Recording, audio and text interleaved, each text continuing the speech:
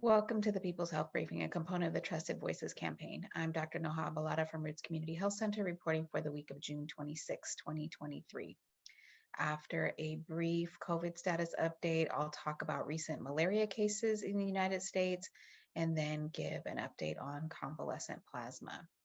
As health professionals rooted in Oakland, serving some of the people most vulnerable to getting and suffering from COVID-19, we're here to cut through the noise to give you information you can use to make choices that will keep you, your loved ones, and your community as safe as possible.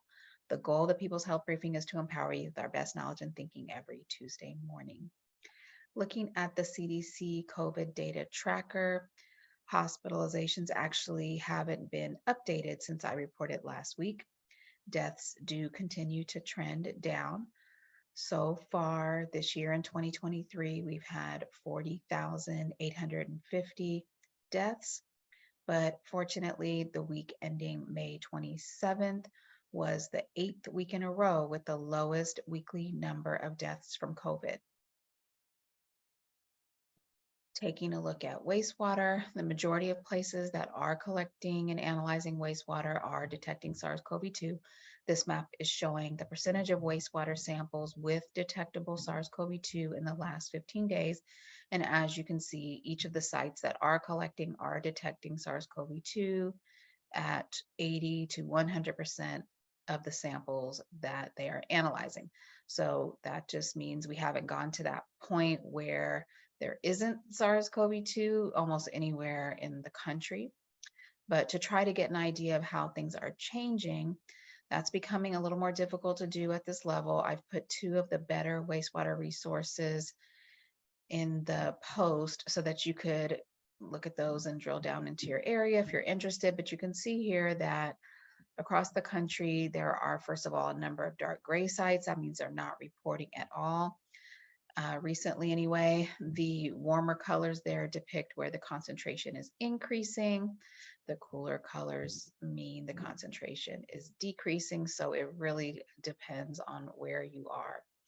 Hospitalization and emergency department maps are not giving a lot of great information this week.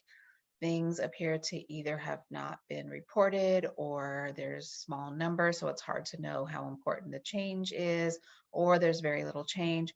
So overall, nothing very informative to report there, but still important to keep an eye on. So we'll continue to do that and report back as things change. Taking a look at variant proportions, we can see that XBB.1.5 really continues to come down significantly. It was at 40% just 2 weeks ago, now at 27%. Everything that seems to be increasing in its place is really still in the XBB family, so let's hope it stays that way. Remember that the likely booster product that will be available this fall will be a monovalent against one of the XBBs. I went over that in detail last week in case you're interested in checking that out. Next, I wanted to touch briefly on some news that we've heard over the last several days about 3 cases of locally acquired malaria, 2 in Florida and 1 in Texas thus far. Hopefully that will be it because it is certainly unusual. So the hope is that this is just a coincidence rather than a sign of things to come. By way of a little bit of background, malaria is caused by a parasite that infects a certain type of mosquito, which bites humans. That's the Anopheles mosquito. And malaria can be very serious. It can be fatal. It is generally treatable if we recognize it in time. Usually it presents with the person being very ill with high fevers and shaking chills and basically flu-like symptoms. And here in the United States, we've essentially eliminated it back in the 50s because of mitigation measures like insecticides and better drainage infrastructure and even our screen doors and windows. And we do definitely still see malaria in the United States, about 2,000 cases per year, but they are all thought to be folks that are coming or returning to the United States from other parts of the world. So these 3 cases that have all been identified just in the last several weeks here were the first locally acquired cases of malaria in the United States in over 2 decades. So it's not clear exactly why.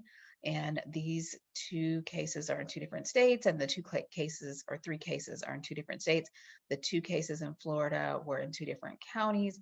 So it's not clear why this is happening now. The article suggests that warmer climates could be contributing. And we also know that just generally more travel from all around the world can definitely contribute. But since these cases were locally acquired, it still means that even if it was someone who traveled from abroad and then that person had malaria, they still would have had to have been bitten by a mosquito here, which then spread the parasite to another person. We still haven't heard any of those type of details. The only details that we have thus far is that these three individuals were people who were outdoors a lot, particularly at night. At least one of them was still in the hospital, but so far we don't have much more information than that. Now, luckily, of the four different types of parasites that cause malaria, the one that was found here in the United States in all three of the cases is not the most deadly one by far. And so that is a really good thing. And also, we don't have any reason to think that this is going to lead to big outbreaks, but it's definitely something to keep an eye on. And even though a lot of mosquito multiplication is happening in places like forests and other areas where we don't have a lot of control, we do not want to encourage any kind of mosquito breeding where we can control it. So here is a backyard checklist. This one is from the Alameda County Mosquito Abatement District. And we're in the summertime, so this is a good time to check around where you live. Make sure that you are not hosting a breeding ground of mosquitoes. And these can happen anywhere that water accumulates and then just stands there. Apparently, even as small the amount as the amount of water that could be in a bottle cap, but certainly fountains or tarps with puddles or toys or buckets or planters, other areas of standing water, even old tires or even rotted holes in trees. These could all be sites of mosquito breeding. And of course, for yourself and for your children, your family, everyone, we'd want to prevent mosquito bites with long clothing and if needed, mosquito deterrents or repellents, and make sure that your screens on your windows and your doors are intact. And there's other viruses transmitted by mosquitoes, so these tips will also help reduce Zika and West Nile and dengue and malaria. So hopefully this will be the last time I have to talk about malaria in the United States, but we will keep an eye out.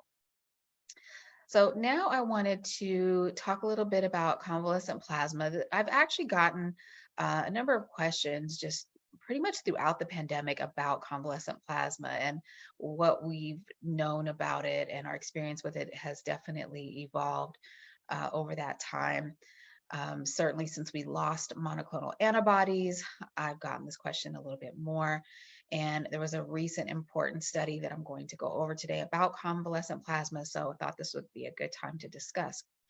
So plasma is the liquid portion of the blood, and convalescent plasma is plasma that we collect from someone who's recovered from an infection. Antibodies after someone has an infection and they've recovered, antibodies in that plasma can be given to a person who gets infected with that infection, and it can help them to recover. And this is different from monoclonal antibodies because monoclonals are produced in the lab. And as we've talked about many times here, unfortunately, we no longer have any effective monoclonal antibodies because SARS-CoV-2 keeps mutating. And right now it mutated away from the monoclonals that we had. And so far, sadly, nothing has come in to replace it. And since the beginning of the pandemic, convalescent plasma has actually been used, but has been a little spotty and the results have been all over the place. But we know more now, so that's what I wanted to share today. So just for some context, treating patients with antibodies in the form of convalescent plasma is actually a very old treatment, goes back over 130 years. So we've got a lot of experience out there.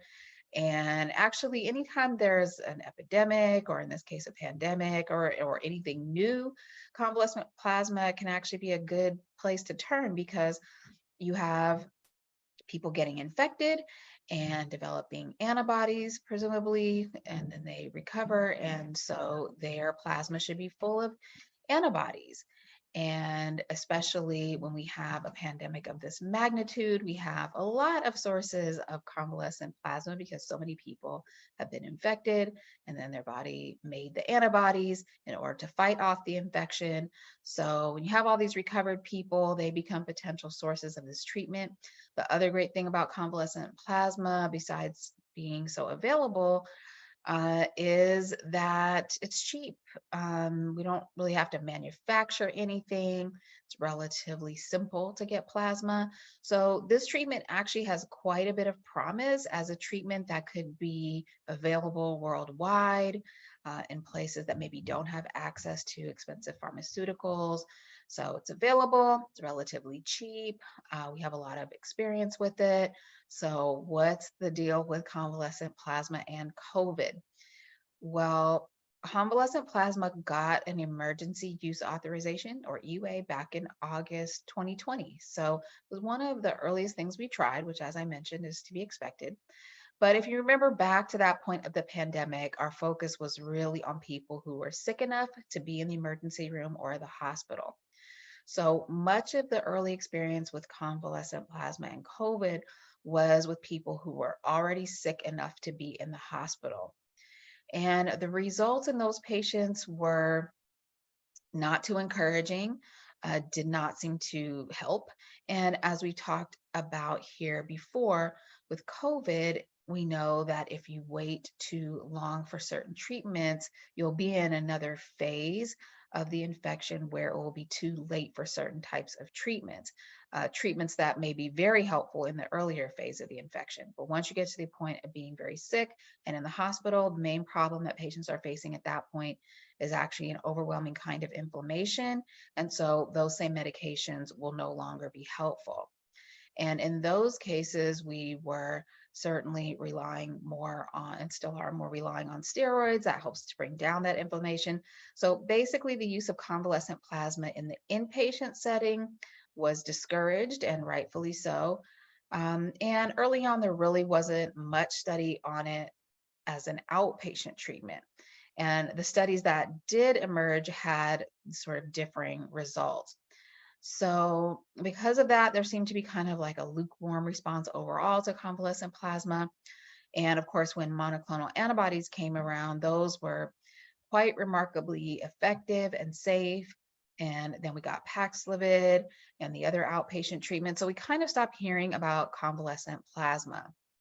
And then we lost our monoclonal antibodies. And this was a major blow to our ability to address SARS-CoV-2, because monoclonal antibodies were especially important to be able to treat people who couldn't make their own antibodies. And so this includes people with immunosuppressive diseases, or people who are on immunosuppressant medications. And this is not a small number of people. And these folks may not mount a good antibody response even from a vaccine. So even after vaccines became available, these treatments were very important for people who couldn't make their own antibodies or not mount a good response. So the group of folks who are immunocompromised or on immunosuppressant medications is a group we are definitely still very concerned about. And when we lost monoclonal antibodies, that was just a major loss in general, including for people who, for whatever reason, can't take the other medications, but definitely a real blow for people with immunocompromise. And after that, we did notice some references by the CDC that came out almost as a footnote for people who are immunocompromised, where way down at the bottom, you might find a note about some people who are immunocompromised or on immunosuppressive treatment, that they may benefit from convalescent plasma, and to ask your doctor. But for the most part, this didn't really catch on, and many doctors also were not accessing it for some of the reasons that I mentioned previously. So this meta-analysis published, it was just published on June 15th, 2023. definitely helps to shed some light on things and hopefully will increase both the enthusiasm and the use of convalescent plasma when and where it is appropriate. So, this meta analysis is focusing specifically on outpatient treatment to prevent hospitalization. So, this is important. And it took a look ultimately at 5 different studies from 4 different countries, looking at 2,620 adults. 69% of them had some underlying condition. And remember, with meta analyses, we're looking at different studies, different study designs, and trying to put them together as best as possible to come up with an overall conclusion. And in a meta analysis, you're always limited by the differences in the different studies. And in this case, there were many differences. One of the most important of those is the amount of antibody in the convalescent plasma that they were giving to people. And this actually ranged quite a bit. And so some of the plasma was basically better than other plasma because when people get SARS-CoV-2, then they mount a big antibody response. And when they actually donate their plasma, it could be long after the peak or during the peak, or it might be after it's come down. Also, in general, people just mount different responses across the board. So some people may have a bigger response, some people may have a more sustained response, but some people we see reduce rather quickly. So as a result, the concentration of those antibodies is variable, and across these studies, the concentration in the convalescent plasma was very different. And we call that concentration titers. So the titer level, if it's high, it means it has a lot of antibodies. If it's low, then it has less.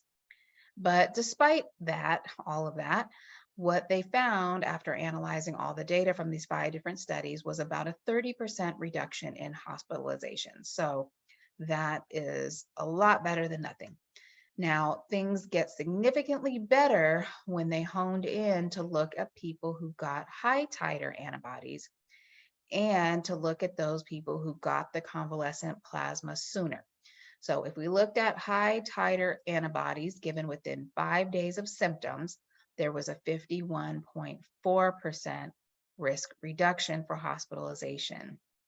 So that's pretty significant, particularly in a group of folks that is higher risk. And so when they looked at the lower titer plasma and longer than 5 days, then the effectiveness just went down dramatically. So the conclusion here is that treating with convalescent plasma that is high titer and given within 5 days of symptoms does reduce the rate of hospitalization. Now, this is essentially a transfusion, and currently it's not very easy to find.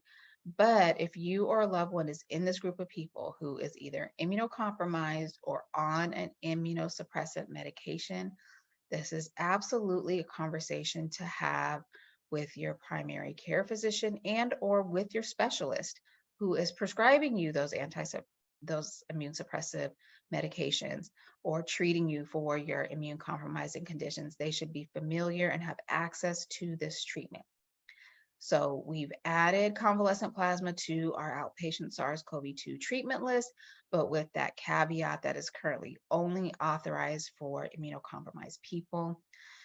Whether it can be used in children or people who are pregnant is really so far being left to a case-by-case basis because there just isn't enough study about it. So it's really going to depend on the assessment of the risk and the benefit in each individual patient. But remember, it's got to be started within 5 days. The sooner, the better. So time is of the essence. And this is something you absolutely would need to plan for in advance. Now, this is still not monoclonal antibodies. So we're not able to give this to people in order to prevent getting infected like we were able to do with Evusheld, which we no longer have. This also cannot currently be used by anyone other than folks who are immunocompromised or on immunosuppressant medications. So all of this is still leaving a big hole in our armamentarium. There are still people who have difficulty or are unable to take Paxlovid, maybe because of medications they're on or they can't swallow it.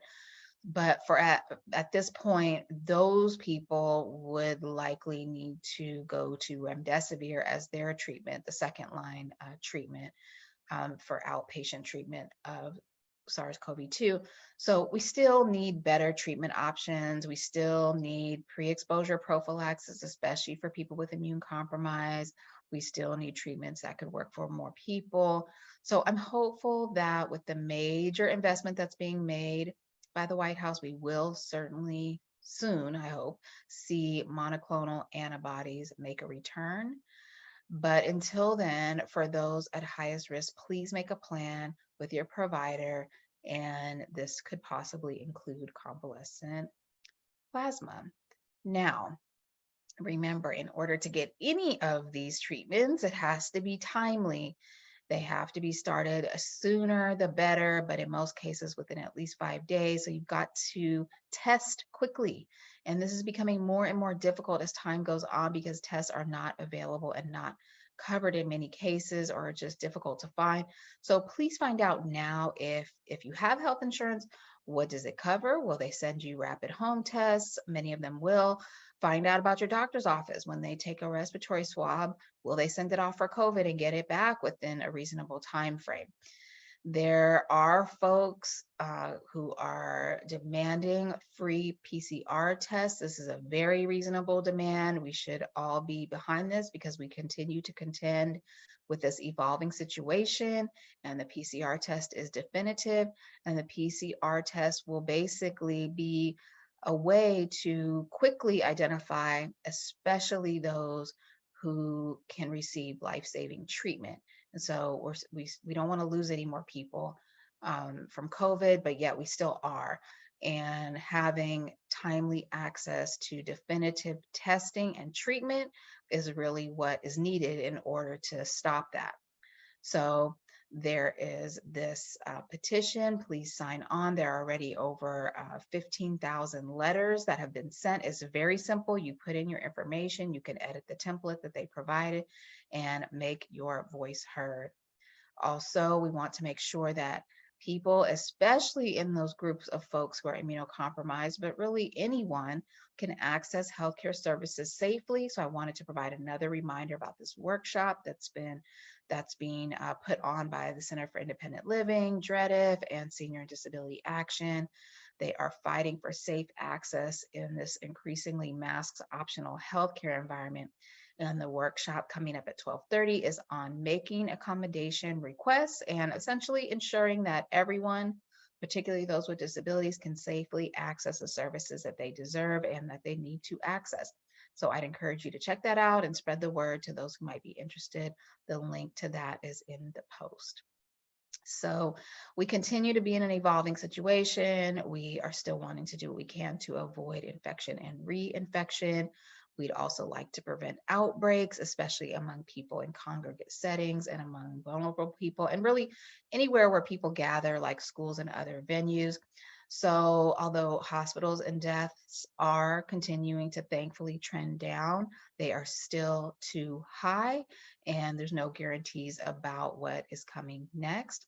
There will be a monovalent vaccine coming up in the fall, which will hopefully prevent poor outcomes to those at greater risk. We've again lost our monoclonal antibodies, but we do have some good outpatient treatments, and I think we can feel more confident now about adding convalescent plasma for the immunocompromised to that list of outpatient treatments. We still remain at the mercy of the virus in terms of any new variants that may arise. So it's still important to reduce transmission. And since our vaccines don't do that alone, we need to continue with our layered strategies, including wearing a high quality filtration mask, improving indoor ventilation, and remember that unfortunately the incidence of long COVID is high and it just keeps increasing, and there are still many, many unknowns about post-COVID and long COVID phenomenon. What we do know is that infection, and especially each reinfection, is another opportunity for long COVID and for the post-COVID phenomena that we're seeing, like new onset diabetes or worsening diabetes, new onset asthma, worsening asthma, post-COVID heart attacks, blood clots, strokes. So please know how you're going to be tested if you get sick, especially if you're someone who should be treated. or where you're going to be tested or how you're going to be tested if you're exposed. Make sure you have a treatment plan that you've worked out with your physician. If you don't have a primary care provider, please get one. Make sure you know how to reach them before you need them. If you don't feel well, please don't expose others. Ideally, isolate and rest. And again, if you're someone who should be treated, get treated.